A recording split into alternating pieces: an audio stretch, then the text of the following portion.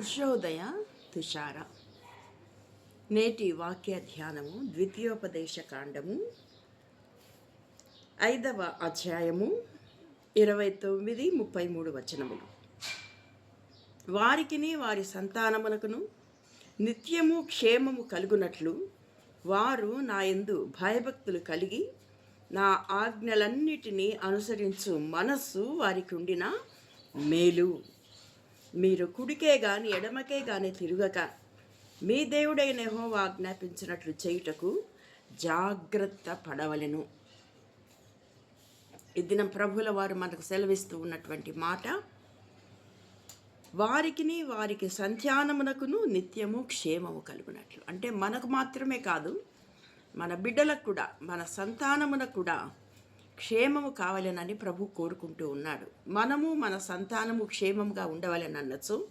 మనము చేయవలసిన పని, నాయందు భయభక్తులు కలిగి నా ఆజ్ఞలన్నిటినీ అనుసరించు మనస్సు వారికి ఉండిన మేలు.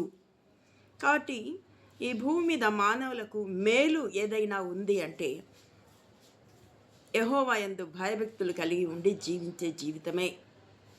మరి ఈ దినం మనము, మన బిడ్డలు దేవుని పట్ల భయభక్తులు కలిగి ఉండడానికి ఆశిస్తూ ఉన్నామా?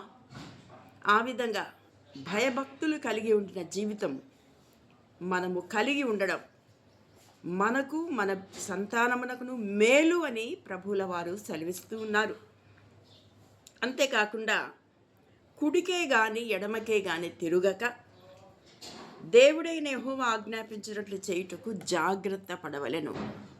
మనము జాగ్రత్తగా ఉండవలెను. ఎందుకు?